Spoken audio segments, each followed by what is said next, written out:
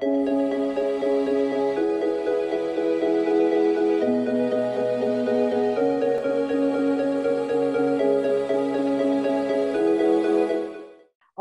ya serial podcast SPN ini kita sudah masuk ke seri yang kedua tentang relasi kuasa. Mungkin bisa dibuka slide-nya. Ya, ini dia relasi kuasa ya. Nah, tadi kan Mbak Rukati nanya yang dimaksud dengan relasi kuasa tuh apa sih gitu ya? Kalau ya penasaran Mbak, soalnya Mbak ya. Fitri kemarin bilang sih gitu. Oke, kalau kuasa kan kita sudah tahu ya tapi relasi kuasa itu seperti apa? Nah, untuk menjawabnya mungkin saya akan bercerita saja ya, karena kalau soal definisi itu teman-teman bebaslah mendefinisikan, tapi kan yang penting memahami maksudnya gimana. Nah, saya akan bercerita. Mungkin untuk presentasinya bisa tolong di next. Lagi, satu kali lagi.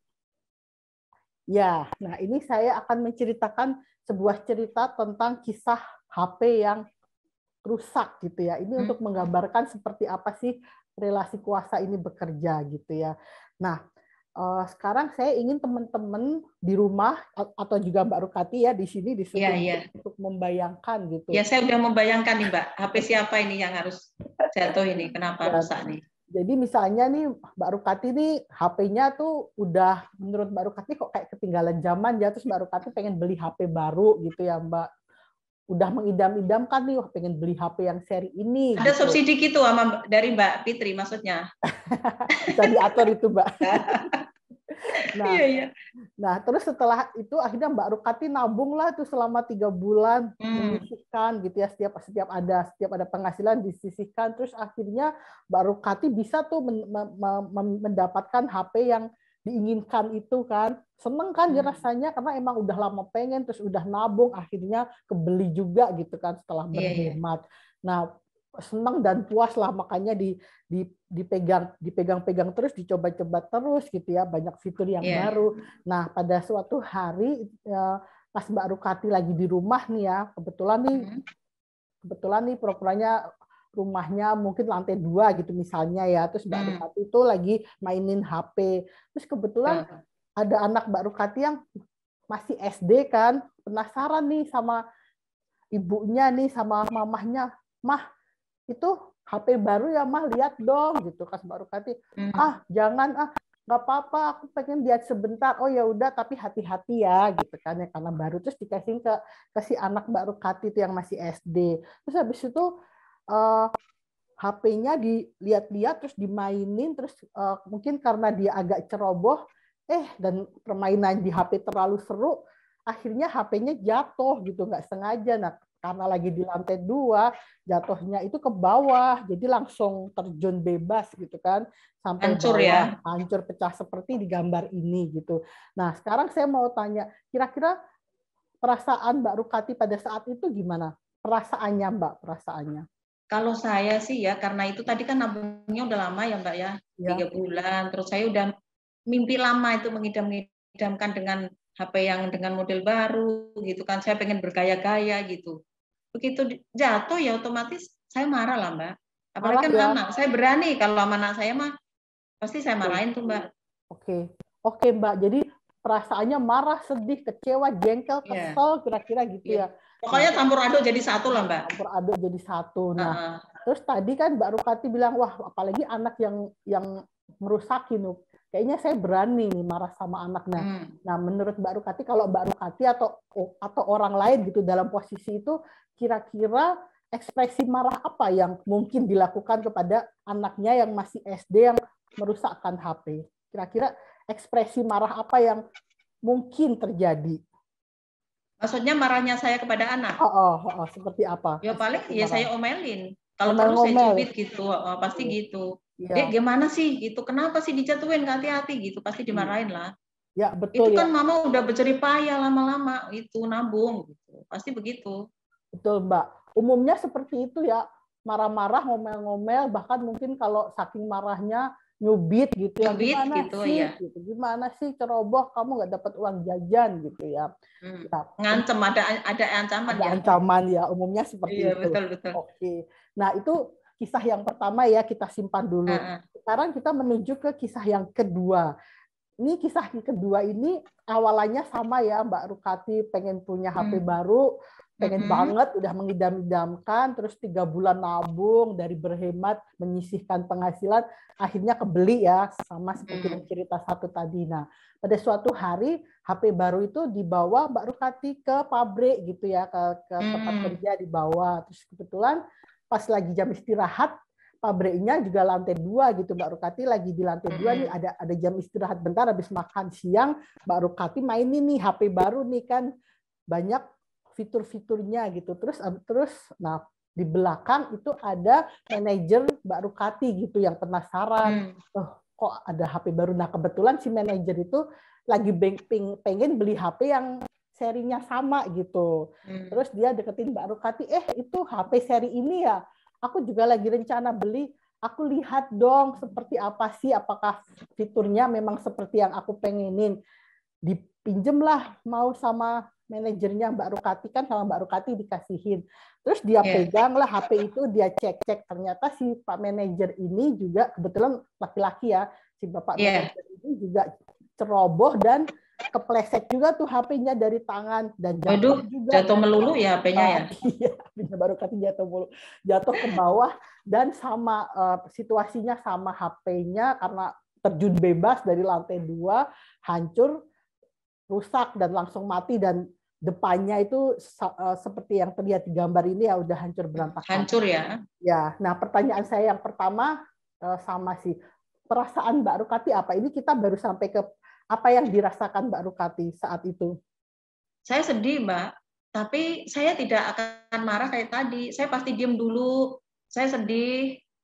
Aduh, gimana ini, Pak? Gimana? Kok HP saya bisa jatuh gitu? Beda. Nada saya itu beda. Karena nggak mungkin langsung saya marah. Nggak mau tahu. Gitu nggak. Tapi saya pasti akan ngomong, ih gimana sih, Pak? Ini kan HP baru. Gitu. Pastinya gitulah. Dan nanti konsekuensinya ya pasti, walaupun saya minta ganti ujung-ujungnya nih, tapi saya tidak akan kenceng-kenceng untuk marah. Ya, tapi gimana Pak? Ya, karena ini baru ya tolong apa?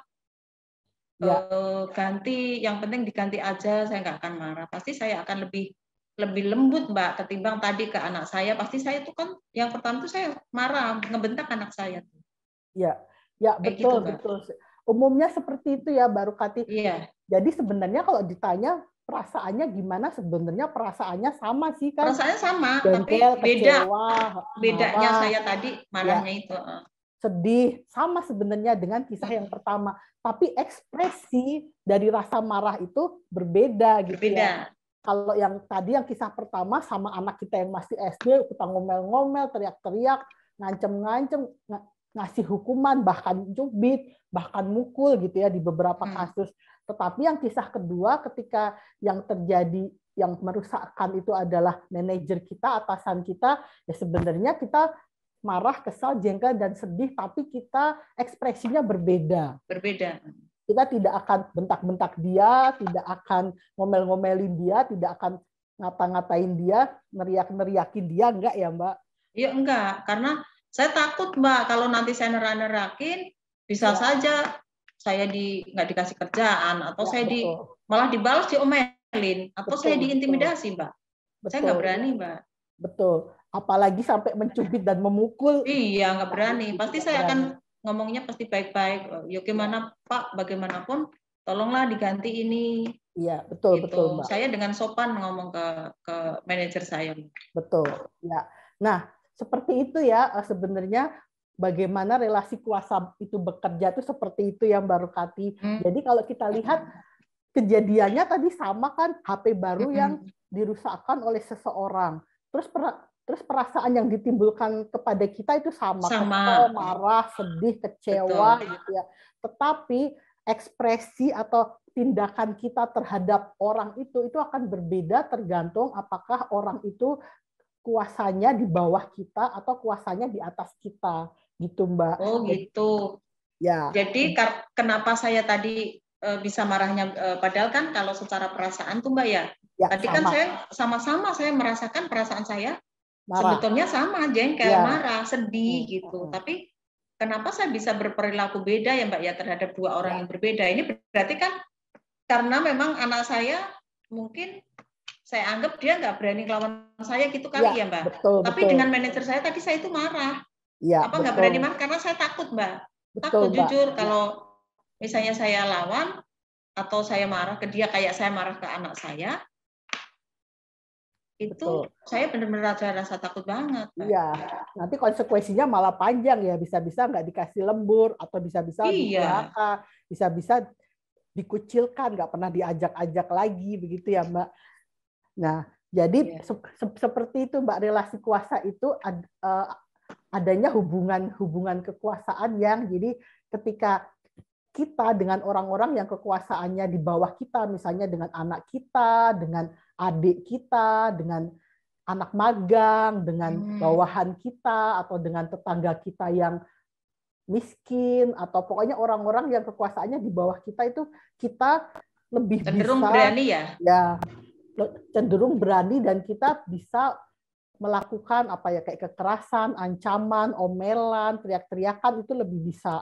Tapi kalau dengan orang-orang yang kekuasaannya di atas kita seperti manajer kita, terus bapak kita misalnya, atau ketua RT, atau Pak Ustadz, Pak Pendeta, atau pemilik pabrik, atau polisi gitu ya, atau pegawai pemerintah dari Disnaker, itu kan orang-orang yang kekuasaannya di atas kita. Nah, itu kita cenderung untuk ya seperti yang Mbak Rukati ceritakan gitu, walaupun perasaan kita jengkel, marah, sangat marah, kecewa, tapi kita dalam mengekspresikannya pun tidak berani, kita cenderung untuk sopan, terus bahkan di banyak kasus tuh tidak berani ngomong sama sekali Mbak gitu. Mungkin kalau yang punya keberanian itu berani ngomong, kalau dia tersakiti itu berani ngomong, tapi itu pun ngomongnya yang halus, yang lembut, yang sopan. Nah, di banyak kasus tuh bahkan dia sudah tersakiti, tapi karena yang menyakiti itu kekuasaannya di atas dia, ya dia ya udah gitu. Nah, terus berarti dari relasi kuasa yang beda tadi, Mbak. Sorry saya memotong dikit karena saya penasaran nih, Mbak. Kan dari contoh yang dicontohkan dua kasus tadi, sebetulnya kan kasusnya sama nih dengan orang yang berbeda nih. Tapi karena yang satu tadi anak, saya berani. Yang satu pimpinan, jadi saya nggak berani. Berarti dengan perbedaan ini menimbulkan tadi ya yang Mbak Fitri singgung barusan ya.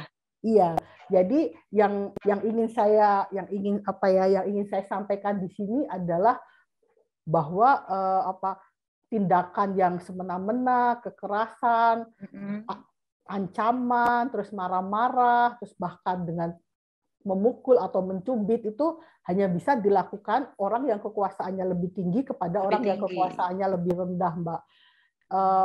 Jarang atau hampir tidak pernah terjadi sebaliknya gitu, kecuali kalau dilakukannya bersama-sama gitu. Jadi misalnya kalau antara majikan dan buruh, ya majikan yang membentak-bentak buruh, majikan yang melakukan kekerasan sama buruh. Jarang kemudian buruh membentak-bentak atau memukul majikan tuh kayaknya ya sangat jarang terjadi seperti itu.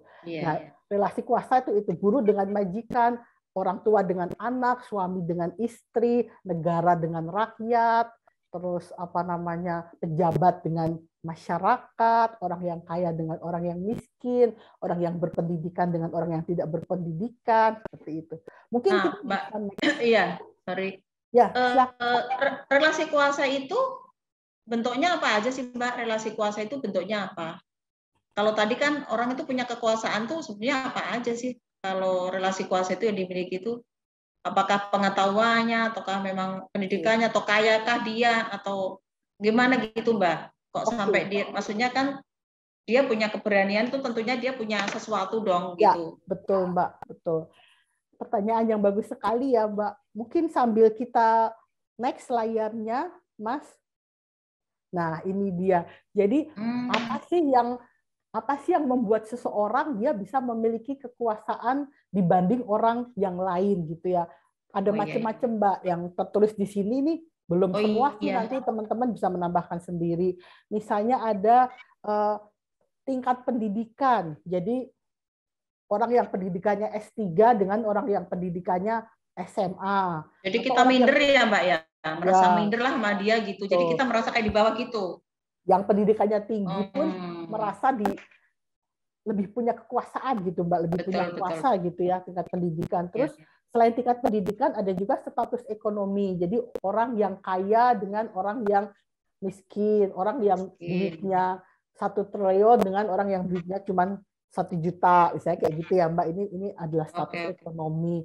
Terus ada juga status sosial. Status sosial misalnya karena dia Pak Lurah gitu dengan warga biasa, atau dia masih ada keturunan keraton Jogja misalnya dengan orang yang biasa aja, atau dia tuan tanah di kampungnya itu dengan orang yang biasa aja gitu ya. Terus status sosial di sini bisa juga pangkat gitu ya, misalnya karena dia jenderal ya, karena dia jenderal, terus karena dia manajer, karena dia pemilik pabrik, karena dia supervisor dengan yang buru-buru yang operator gitu Mbak. Jadi kan pangkat jabatannya posisinya lebih tinggi. Sorry Mbak, ini keluar sedikit nih.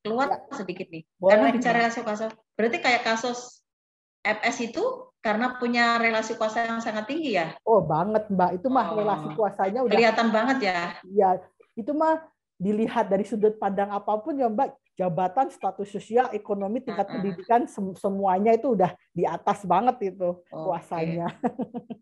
Iya. Terus kemudian yang lain mayoritas dengan minoritas Mbak. Jadi misalnya orang dari suku Bugis ketika di Jawa kan dia jadi minoritas tuh. Betul. Karena yang lain suku Jawa, atau orang yang agamanya Kristen di lingkungan yang orang agamanya Muslim, atau orang yang agamanya Muslim di lingkungan yang orang agamanya Kristen. Jadi yang mayoritas itu biasanya dia memiliki kekuasaan dibanding yang minoritas di wilayah itu gitu. Terus ada juga kalau lebih luas itu status disabilitas gitu. Jadi yang tidak disabilitas dengan yang disabilitas gitu Mbak. Terus ada juga status kesehatan. Misalnya orang dengan HIV/AIDS itu dia kuasanya lebih rendah dibanding orang yang tidak dengan HIV/AIDS, atau orang dengan TBC, atau macam-macam gitu ya status kesehatan. Terus usia juga Mbak. Jadi orang yang usianya lebih senior gitu dengan misalnya anak remaja atau anak-anak atau anak magang atau pegawai baru di pabrik yang usianya masih 20-an awal. Oh, berarti gitu. Kalau orang ngomong begini nih, sorry Mbak, saya potong nih tentang usia nih. Kamu baru makan garam sedikit, saya udah banyak makan asam garam gitu, atau termasuk itu? Ya, itu menunjukkan dia merasa saya lebih senior gitu tuh. Kuasanya lebih tinggi. Aku kan udah makan asam garam. Udah makan asam garam. Kamu baru kemarin sore gitu ya? Anak kemarin sore masih bau kencur gitu ya Mbak ya. Terus ada juga orientasi seksual. Ini juga masuk dalam relasi kuasa. Jadi yang kalau ini maksudnya gimana Mbak orientasi seksual ini? Jadi kan orientasi seksual itu kan ada macam-macam ya Mbak. Ada heteroseksual, ada homoseksual ya. Nah orang yang orientasi seksualnya di luar heteroseksual ini biasanya dia kuasanya lebih rendah dibanding yang heteroseksual yang kebanyakan gitu. Karena kan ya dia termasuk minoritas juga gitu kan di dalam dibanding yang kebanyakan orang seperti itu. Terus selain yang ditulis di sini ada juga misalnya senior junior gitu. Aku kan kerja di sini udah 5 tahun, kamu kan baru 1 tahun. Aku kan lebih senior dari kamu junior. Walaupun usianya sama gitu misalnya ya. Dan kan baru ada kasus juga ya Mbak, belum lama ini. Apa itu Mbak? Mbak Fitri lihat nggak? Baru tadi pagi saya lihat Mbak. Ya. Jadi di pondok pesantren ada anak maksudnya masih di bawah kelas gitulah ya, membangunkan kakak seniornya untuk bangun pagi. Ternyata mungkin cara membangunkannya gimana, kayaknya nggak suka, akhirnya dikeroyok meninggal Mbak. Baru tadi pagi saya beritanya. Ada di Tangerang Mbak, kebetulan. Ya. Di pondok pesantren. Jadi itu karena anak junior membangunkan yang senior. Coba kalau dibalik Mbak, yang senior membangunkan yang junior, apakah yang junior akan marah-marah? Iya, nggak mungkin. Karena dia juga mengorganisir yang lain untuk meroyok loh Mbak, itu tadi pagi. Dan kemudian dia juga mengajak jadi ternyata usia tinggi juga ya Mbak potensinya ya, pengaruh relasi kuasanya ya. Betul Mbak, betul. Nah, ini ya betul-betul sekali Mbak Rukati. Jadi ini hal-hal yang membuat seseorang memiliki kekuasaan yang lebih tinggi dibanding orang lain. Nah, ya paham.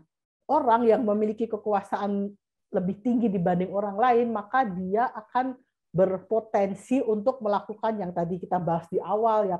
Kalau dia marah, dia akan mengekspresikannya dengan bentak-bentak, dengan mengancam, dengan memukul, bahkan dengan membunuh gitu ya. Ketika kemudian keinginannya tidak terpenuhi atau dia marah atau dia merasa terganggu karena dia memiliki kuasa atau kekuasaan untuk melakukan itu. Nah, satu lagi Mbak yang belum saya sebutkan. Jadi itu, Mbak? Faktor yang membuat orang memiliki kekuasaan lebih dibanding yang lain, selain hal-hal yang tadi saya sudah katakan, juga ada satu lagi tuh yang di layar ada di paling atas, itu adalah gender ya.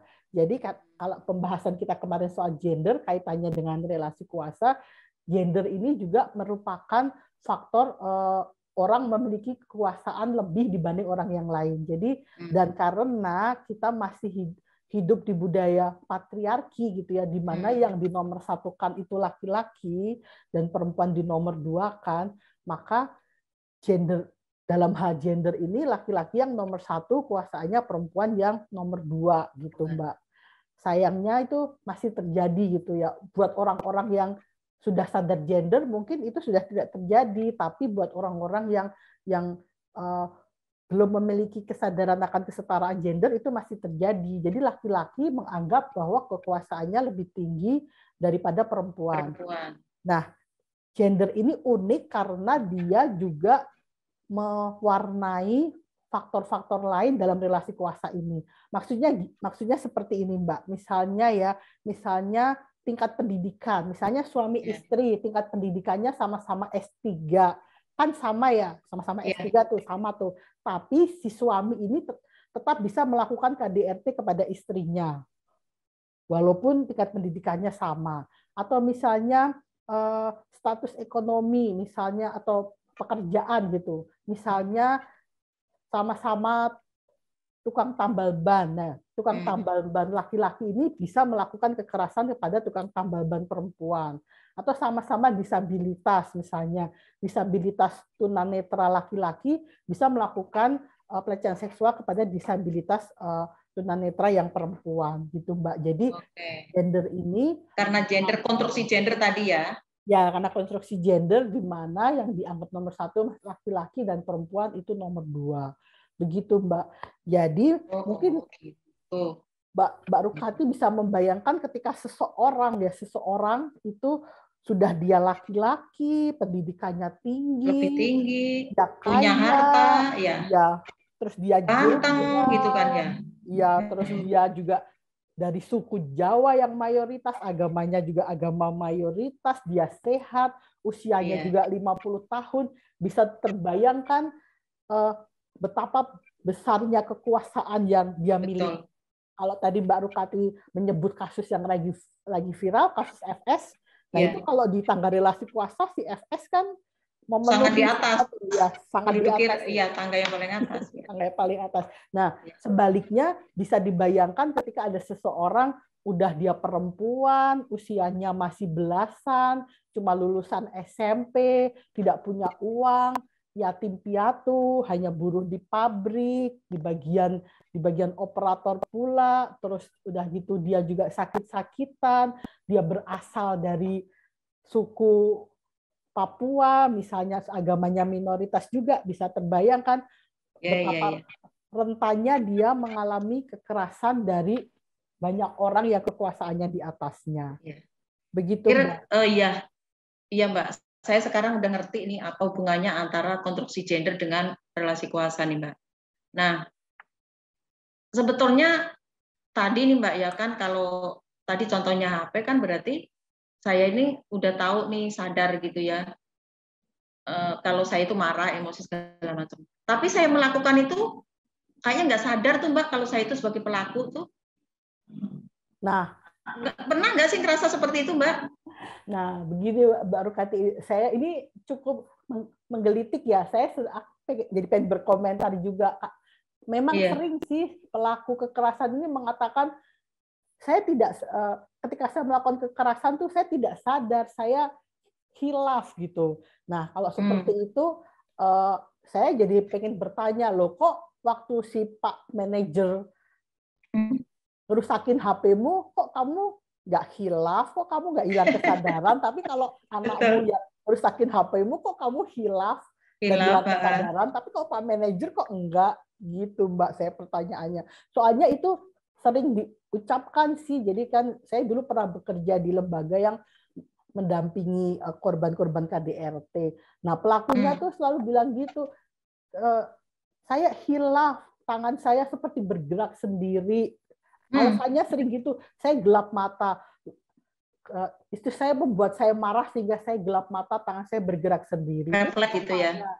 Ya kita tanya, loh kalau bosmu yang membuat kamu marah, bosmu di kantor yang membuat kamu marah, kok tanganmu nggak bergerak sendiri, kok kamu nggak gelap mata, kok kamu nggak hilang kesadaran, gitu Mbak. Jadi ya, ya hilang kesadaran, gelap mata. Dan itu sering ya Mbak ya mendengar ya Mbak ya. Terbantahkan. Kalau pelaku itu ngomong begitu gitu, tuh pelaku ngomong seperti itu. Iya, tapi itu terbantahkan karena ketika dia marahnya atau keselnya sama orang yang kekuasaannya lebih tinggi, dia tidak berani. Mbak. Gelap matanya cuma sama orang yang kekuasaannya lebih rendah aja. Gitu, Mbak. Nah, terus mungkin yang ingin saya sampaikan juga, kita kan hidup di masyarakat ini kan sangat kompleks ya, Mbak, dan sangat penuh dengan hierarki kekuasaan gitu. Jadi ya sebenarnya sih kalau impian kita sih idealnya masyarakat yang setara gitu ya, tanpa ada hierarki kekuasaan. Tapi kan kenyataannya itu nggak seperti itu ya, Mbak. Nggak semudah itu, Mbak. Ya, dan di mana-mana. Mau kita di jalan raya juga ada hierarki kekuasaan tuh, yang mobilnya lebih gede dengan kita yang cuma pakai motor gitu ya. Dipepet-pepet gitu ya Mbak, diserempet-serempet. Gitu. Ya. Ntar kalau dihalangin marah, nabok-nabok. Ya, padahal dia yang salah. Dan itu terjadi banyak ya di video-video itu. Terus misalnya kita mau bersosialisasi di kampung juga di situ ada hierarki kekuasaan. Kita dalam lingkungan pergaulan kita juga ada, kita di tempat kerja juga ada. Bahkan kita sebagai warga negara di negara ini juga hierarki kekuasaannya itu banyak sekali, Mbak. Misalnya kita protes gitu, hak kita diambil, tapi kan kita cuma warga negara biasa, mau protes sama siapa sendiri nggak didengerin juga. Jadi hierarki kekuasaan itu ada di mana-mana, sehingga itu membuat semua orang termasuk Mbak Rukati, termasuk saya, termasuk yang lain-lain itu memiliki potensi untuk menjadi pelaku kekerasan sekaligus memiliki potensi menjadi korban kekerasan. Korban ya. Betul. Jadi sama juga ya Mbak kayak tadi ya. Jadi kalau pelaku kadang nggak kerasa, korban juga kadang nggak kerasa kalau jadi korban. Mungkin. Ya, mungkin Mbak, itu karena saking seringnya terjadi ya. Bener Mbak. Terus kalau dari kisah HP tadi kan, kalau tadi mencontohkannya dengan Mbak Rukati kan, Mbak Rukati berpotensi tuh menjadi pelaku kekerasan tuh kepada anaknya gitu ya yang masih SD. Sekaligus Mbak Rukati juga berpotensi menjadi korban kekerasan dari manajernya gitu. Misalnya kalau dari kasus HP tadi, manajernya malah marah-marah karena merasa dituduh, terus dia malah yang ngomelin Mbak Rukati malah dia, terus besoknya Mbak Rukati dipindah bagian, kan Mbak Rukati menerima kekerasan juga. Menerima kekerasan, iya. Jadi memang setiap orang itu memiliki potensi untuk menjadi pelaku sekaligus korban kekerasan. Menjadi korban ya. Jadi bisa nah Mbak, kalau bisa digambarkan gimana sih Mbak? Kan tadi setelah kita bicara tentang relasi kuasa gitu kan tadi kayaknya ada menyebut tangga-tangga gitu. Maksudnya gimana sih Mbak kalau ada tangga? Oke. Ya, mungkin Mas bisa lanjut layarnya. Nah, hierarki kekuasaan tadi itu membuat apa yang sering kita namakan dengan tangga relasi kuasa, Mbak. Jadi ini kalau di layar nih kita bayangkan kayak anak tangga ya. Jadi ada nomornya tuh 1, 2, 3, 4, 5 dan seterusnya gitu ya, Mbak ya.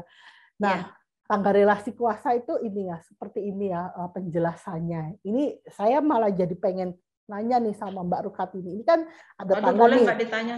Boleh. Tapi jangan susah-susah nanyanya Mbak ya. Ntar kalau saya nggak bisa jawab gimana? Enggak, ini kan pertanyaan refleksi aja. Ada tangga tuh 1, 2, 3, 4, 5. Nah, saya tuh cuma pengen nanya, kalau menurut Mbak Rukati itu di rumah ya, di rumah Mbak Rukati itu Mbak Rukati ada di nomor berapa dari tangga relasi kuasa ini, Mbak? 1, 2, 3, 4, 5. Pengen tahu atau pengen tahu banget? Pengen tahu banget, pengen tahu bingung. Aduh, saya jadi malu ini ngomong, Mbak. Ini dilihat orang loh, Mbak.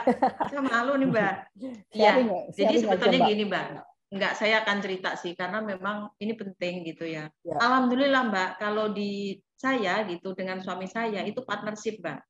Jadi saya nggak ada tangga, karena apapun, nggak saya di tangga mana atau mana, enggak gitu. Karena memang kami selalu memutuskan berdua.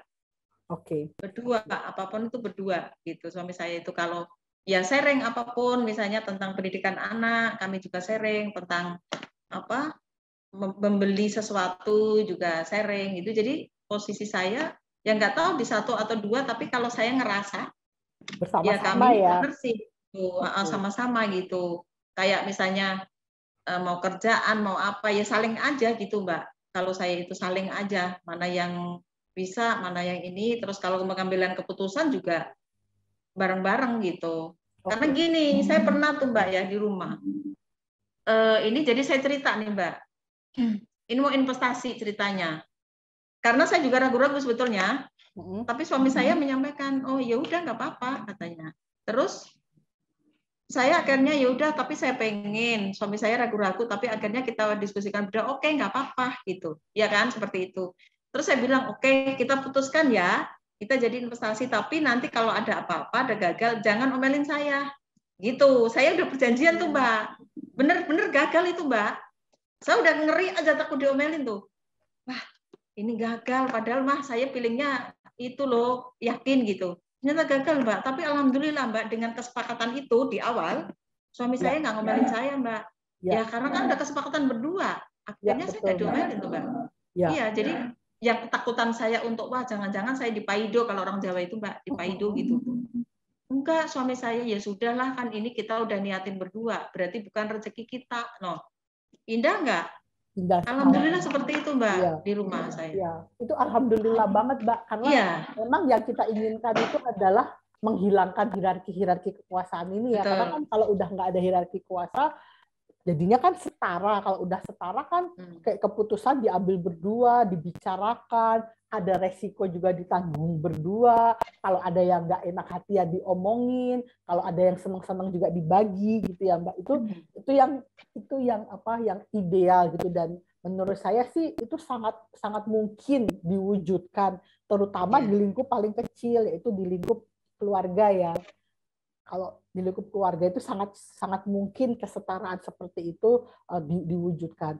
Nah, oke. Tapi ini kembali ke soal tangga relasi kuasa ini, kalau gitu. Tapi itu saya loh, Mbak. Tapi saya juga lihat, dengar teman saya, itu nggak seperti itu, Mbak. Apa-apa dia nggak dilibatkan, dia banyak diomelin kayak gitu tuh.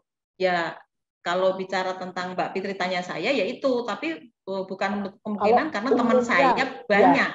Banyak yang ngalami nggak begitu. Atau mungkin bayangkan kalau mungkin bukan di rumah Mbak Rukati, tapi di rumah orang-orang lain gitu ya, yang kita bayangkan aja secara umum gitu. Nah, kira-kira kalau di rumah yang nomor 1 siapa?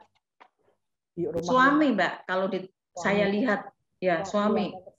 Bahkan saya lihat ada nih sekarang, saya nggak perlu menyebutkan inisial, dan saya melihat padahal dia itu udah nggak kerja, Mbak. Si suami. Udah nggak kerja loh laki-laki itu, karena di PHK.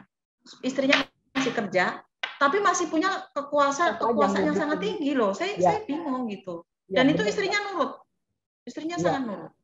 Karena gender tadi ya. Padahal kalau tadi kita ngomong dari soal status ekonomi, mungkin istrinya yang berpenghasilan, tetapi karena gender, alasan gender bahwa laki-laki itu dianggap nomor 1, perempuan nomor 2, maka yang di tangga relasi kuasa tetap nomor 1 laki-laki ya. Laki-laki. Suami gitu katakanlah, di rumah tangga suami. Nah, kalau terus yang nomor 2 siapa, Mbak, biasanya di rumah tangga? Istri. Oke. Yang nomor 3 pastinya anak. Anak ya. Anak laki-laki. Anak laki-laki apalagi kalau sulung gitu ya. Terus yang nomor 4 anak perempuan. Bisa jadi anak perempuan. Oke. Terus kalau di rumah tangga itu misalnya ada asisten rumah tangga, mungkin yang nomor 5 asisten rumah tangga. Itu bisa jadi nomor kelima, atau misalnya kalau punya adik ya adik yang kecil, terus baru itu asisten rumah tangga. Biasanya sih kebanyakan seperti itu, Mbak. Makanya kan sering terjadi apa ya? Kalau saya sih miris, Mbak, kalau ngelihat kayak tadi udah mah nggak kerja, istrinya gajian diambil, dipakai poya-poya segala macam, tapi dia posisinya itu di tangganya masih menjadi penguasa gitu. Masih penguasa, oke. Ya, masih penguasa kalau saya bilang. Oke, Mbak. Itu tadi baru di rumah tangga ya yang kita analisis bersama-sama ya, saya sama Mbak Rukati. Nah, sekarang saya mau nanya lagi soal tangga relasi kuasa. Kalau di tempat kerja, Mbak, katakanlah di pabrik, itu yang nomor 1 siapa, Mbak? Pasti di situ ada apa namanya? Manajer ya, manajer pabrik. Nomor gitu. 1 manajer pabrik ya. Ada direktur, ada direktur dulu, ada general manager, ada manajer. Oke. Kita satu-satu ya, Mbak. Berarti nomor 1 direktur, nomor 2 general manager, nomor 3 manajer gitu, Mbak. Iya, bisa jadi karena gini, kalau di masing-masing perusahaan itu kan beda-beda ya, Mbak ya, untuk struktur gitu tuh ya. Beda-beda ya, hampir gambarannya kayak gitulah ya. Oke. Ini yang ya karena setiap pabrik pasti berbeda-beda, tapi beda-beda analisis umumnya ya, secara umum gitu. Secara umum aja, kita bicara umum aja. Katakanlah nomor 3 itu manajer. Nah, yang nomor 4 siapa, Mbak? Di bawah manajer. Itu biasanya mah ya ada asisten manajer, terus kemudian ada kepala bagiannya, kemudian ada lagi apa ya, kayak kasih, kayak chip gitulah. Terus ke bawahnya lagi ada supervisor, ada operator. Yang paling bawah itu ya operator. Operator misalnya kalau di garment atau di sepatu tuh operator mesinnya, kayak itu yang ngejahit, kayak gitu, Mbak. Dan memang paling rentan itu ya di tempat-tempat seperti itu, Mbak. Kalau yang saya lihat ya dari anggota saya yang ribuan ini, yang paling banyak itu ya kalau di sektor padat karya ya mereka kayak yang di bawah itu operator. Mbak. Paling bawah sih rata-rata. Gitu. Ini saya akan ulang ya dari cerita Mbak Rukati tadi. Berarti ada ada direktur atau owner gitu ya, terus general manager, terus manager, terus kepala bagian atau chief, terus ada supervisor, terus ada operator gitu yang paling bawah ya, Mbak. Di bawah operator mungkin ada cleaning service gitu gimana? Ada cleaning service. Cleaning service mungkin di bawah operator ada cleaning service, atau mungkin di bawah operator ada operator yang baru masuk gitu ya, yang masih magang atau masih pegawai baru gitu ya. Nah, relasi urutannya seperti itu. Sebentar, balik lagi Mas, yang tadi Mas, yang tangga. Nah, itu baru di tempat kerja. Sekarang yang ketiga masih ada lagi Mbak, ini saya mengajak analisis relasi kuasanya nih. Nomor 3 kalau di lingkungan tempat tinggal Mbak, di kampung, di RT gitu. Kalau aku itu jadi tanggaku paling bawah Mbak. Nomor 1 siapa Mbak? Nomor 1 itu biasanya di situ kan ada kepala desa, kemudian ada RW, ada RT. Oke. Jadi kepala desa. Kalau saya masyarakat biasa Mbak. Oke. Coba kita detailkan ya. Nomor 1 kepala desa, nomor 2 ketua RW, nomor 3 ketua RT. Terus nomor 4 kemudian siapa Mbak? Masyarakat. Masyarakat kan macam-macam ya. Apakah mungkin dia tokoh masyarakat, tokoh agama? Ya, ada tokoh masyarakat, tokoh-tokoh lah, Thomas, tokoh masyarakat, tokoh agama.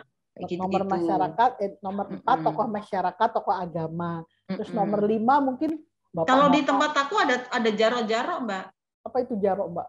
Jaro itu ya kayak penguasa kamu itu dia orang yang disegani di situ, tapi dia bukan tokoh agama sih, dia itu punya kayak karena dia tuh orang kuat aja di situ tuh. Ada tuh. Kalau ditinggal tempat tinggal saya ada tuh jarok-jarok gitu. Oke, berarti nomor 4 tokoh agama, tokoh masyarakat, nomor 5 jaro-jaro, nomor 6 baru bapak-bapak, nomor 7 ibu-ibu, nomor 8 remaja gitu ya, nomor 9 mungkin anak-anak gitu ya. Oke. Nah, kenapa kita perlu melakukan analisis kayak gini? Karena memang beda-beda, Mbak. Di tempat kerja kan beda-beda, di tempat kerja juga beda-beda. Nah, ini tadi kita udah sampai ke tempat tinggal gitu ya. Nah, kalau yang keempat yang terakhir kalau saya tanya, kalau di Republik Indonesia Mbak Rukati nomor berapa? Bisa jawab? Paling bawah kali, Mbak. Mungkin saya bisa bantu jawab. Mungkin Mbak Rukati nomor 50.470.000 dari 250 juta. Mbak Fitri bisa aja dulu. Ya. Pusing deh. Kalau di Indonesia mungkin nomor 1 presiden, saya nggak tahu juga sih. Nomor 2 mungkin Kapolri, walaupun saya nggak yakin juga. Nomor 3 mungkin anggota ketua DPR, nggak yakin juga. Nomor 4 mungkin Panglima TNI, nggak yakin juga.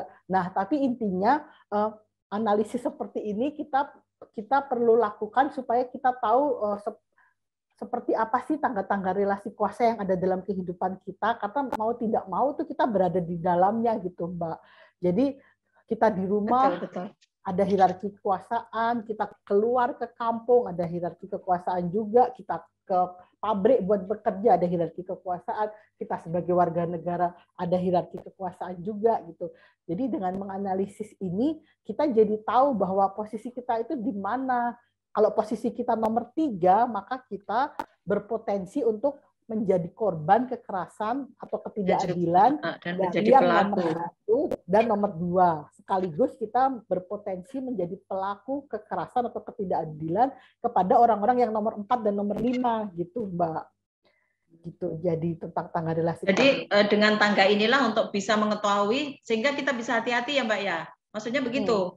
Oh, ya, kita berhati-hati supaya kita tidak menjadi pelaku. Menjadi pelaku dan menjadi korban. Ya, iya, betul. Kalau menjadi korban mungkin kadang-kadang tidak bisa kita hindari ya, tapi kan paling nggak kita tahu nih kalau kita sedang menjadi korban itu kita tahu kan tadi Mbak Rukati bilang banyak juga korban yang tidak sadar gitu kan kalau dia adalah korban. Gitu. Nah, dengan melakukan analisis seperti ini tuh manfaatnya yaitu kita bisa sadar bahwa kita memiliki potensi menjadi korban kalau kita nomor 3 dari yang nomor 1 dan nomor 2 tadi, sekaligus kita berpotensi menjadi pelaku untuk yang nomor 4 dan nomor 5. Nah, untuk menjadi pelaku ini kalau kita sadar. Iya, Mbak Fitri, sorry. Ya. Makasih penjelasan Mbak Fitri hari ini loh. Ya. Tadi kan kalau saya sampaikan tadi di rumah ya, itu kan dengan suami saya ya, Mbak ya. Maka saya bilang saya tidak ada tangga dengan suami saya. Tapi dengan anak saya bisa jadi saya punya kuasa yang lebih tinggi kan dengan anak saya kadang juga marah sama anak saya. Ya, betul. Tapi saya nggak sadar Mbak kalau saya itu sebagai pelaku. Nah, dengan Mbak Fitri jelaskan di sini, nih Mbak Fitri sudah menjelaskan nih posisi saya ada di mana nih, tangga mana nih. Ya. Saya akan hati-hati Mbak. Ya, betul Mbak. Karena saya bisa potensi menjadi untuk pelaku menjadi juga. pelaku buat anak-anak saya nih. Betul? Ya, betul. Menjadi pelaku betul begitu Mbak maksudnya? Ya, betul Mbak. Oke, Mbak, juga ini sangat apa ya? Membuat kita berefleksi ya Mbak. Iya, betul. Jadi saya jadi mikir, wah, jangan-jangan selama ini saya juga jadi pelaku loh buat anak saya gitu. Saya jadi harus hati-hati banget nih Mbak dengan setelah mengetahui tangga relasi kuasa ini. Iya, saya juga selalu berefleksi gitu kok Mbak. Aduh, jangan-jangan aku pelaku nih atau jangan-jangan aku korban nih gitu. Soalnya kan kadang-kadang kita tidak sadar. Iya. Ini di sini kan saya tadi memberi contoh cuma di rumah, tempat kerja, di kampung sama di Indonesia. Kita mungkin bisa juga di tempat yang lain, misalnya di organisasi kita atau organisasi, ya, komunitas di komunitas kita itu kita harus sering-sering ngecek apakah masih ada tangga-tangga relasi kuasa ini atau tidak gitu. Kalau pun ada tangga relasi kuasa itu seperti apa gitu. Jadi kita mesti sering-sering ngecek gitu Mbak. Manfaatnya ya supaya kita bisa mencegah diri kita menjadi pelaku ataupun menjadi korban gitu ya. Karena kadang-kadang jadi istilah gini nih Mbak Fitri ya. Ya. Gimana Mbak? Iya Mbak Fitri. Okay. Kan ya. Ini penjelasan Mbak Fitri sangat ini banget lah ya, sangat jelas banget saya. Tapi saya juga sering mendengar gini loh Mbak. Komentar ini berarti menurut saya sangat salah banget ya. Ini nih Mbak. Pemimpin itu kalau melanggar pasal 2 maka akan kembali ke pasal 1. Mbak Fitri sering dengar nggak sih kayak gitu tuh? Sering dengar. Nah, itu iya, itu berarti udah salah kaprah ya Mbak ya? Iya, benar. Masa iya bikin istilah begitu berarti kan harus jadi pemimpin tuh harus di tangga pertama gitu tuh ya. Iya, nggak boleh salah. Menunjukkan kekuasaan yang sangat tinggi, Mbak. Dan itu bisa berbahaya karena kekuasaan yang sangat tinggi itu rentan terhadap perilaku kekerasan dan ketidakadilan. Kekerasan. Oke, mungkin kita bisa Saya batuk sebentar, Mbak. Apa ya? Minum dulu, Mbak. Silakan minum. Ya, ya barusan. Oke, ya. Senang hari ini dengan Mbak Fitri, dengan Ngopit ini, kita ngobrol pintar ini, benar-benar saya dapat banyak banget ilmu dari Mbak Fitri ini. Mudah-mudahan sih ini bisa juga nanti kawan-kawanku, Mbak, ini bisa apa ya, mendengarkan video ini, biar Ngopit ini benar-benar bermanfaat gitu ya, Mbak ya, Ngopit ini. Karena Mbak Fitri udah ngasih banyak banget ilmu nih kepada saya nih hari ini. Luar biasa nih Mbak Fitri. Sering-sering ya Mbak ngobrol begini Mbak. Ya. Nanti supaya teman-temanku juga bisa mendengar obrolan kita nih Mbak. Iya. Oke. Sama Mbak, saya juga senang karena saya juga belajar banyak juga dari Mbak Rukati ya. Tadi sharing juga dapat informasi baru juga.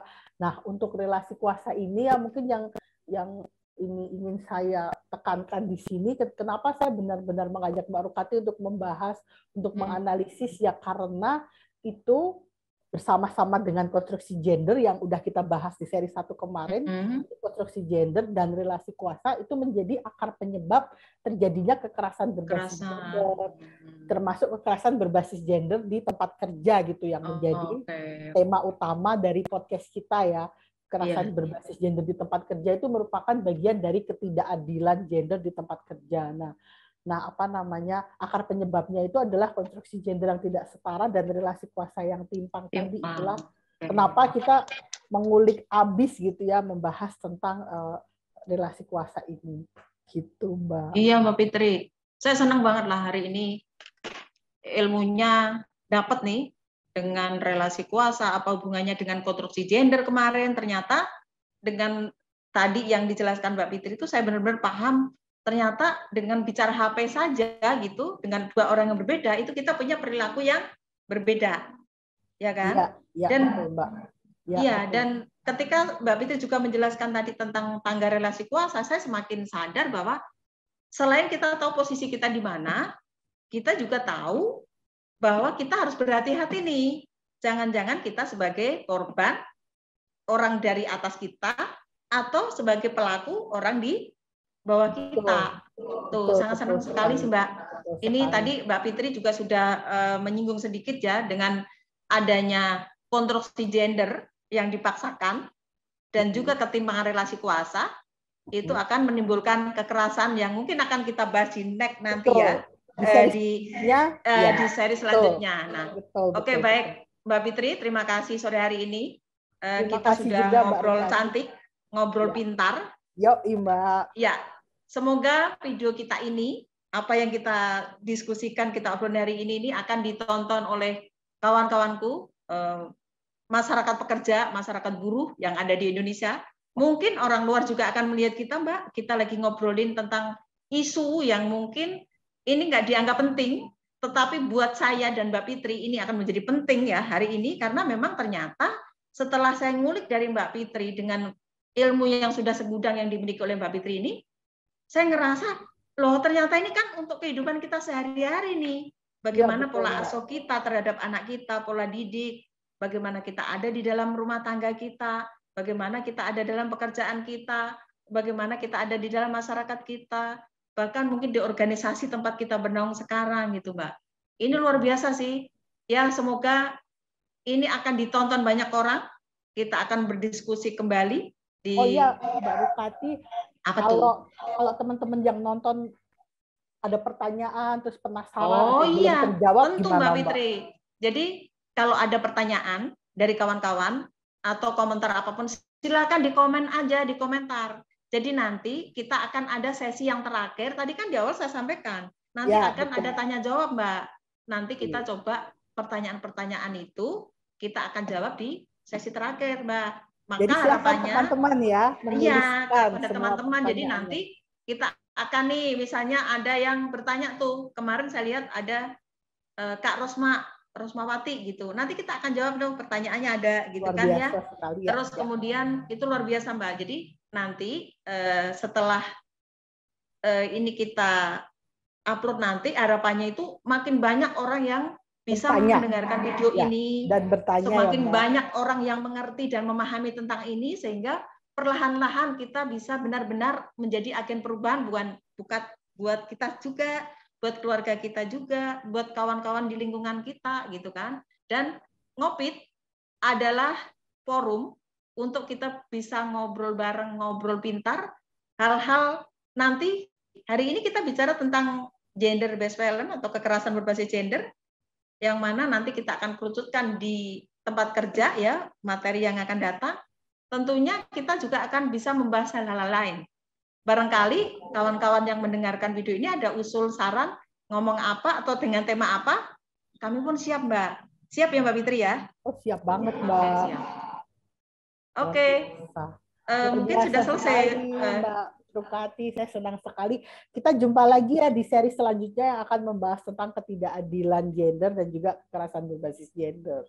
Oke, terima kasih Mbak Fitri atas waktunya sore hari ini. Kita sudah bicara 2 sesi dengan gender, kemudian yang sekarang ada relasi kuasa, besok kita akan bicara tentang kekerasan berbasis gender. Terima kasih Mbak Fitri, sekali lagi saya sampaikan atas ilmunya, atas sharingnya. Mudah-mudahan video ini bisa ditonton dengan banyak orang tadi, bisa bermanfaat. Silakan ditonton, kemudian dikasih komen, dan kita akan sama-sama mendengarkan nih Mbak. Kita akan dengarkan kembali, mungkin sambil mencuci, ya teman-teman sambil gosok santai nih hari Minggu, mendengarkan ini obrolan Mbak Rukati sama Mbak Fitri gitu, ya kan? Mungkin sambil nyuci piring, sambil masak, nggak apa-apa, kan bisa didengarkan dan bisa dilihat, kan seperti itu. Harapannya seperti itu Mbak. Banyak orang yang akan mengakses video-video kita sehingga banyak orang juga yang memahami bahwa isu gender bukan isu sembarang isu, tetapi ini isu luar biasa yang harus kita juga sama-sama pahami dan sama-sama kita diskusikan di forum Ngopit. Ayo bersama Mbak Fitri, Ngopit, ngobrol pintar bersama Serikat Pekerja Nasional. Dah, assalamualaikum. Terima kasih. Waalaikumsalam.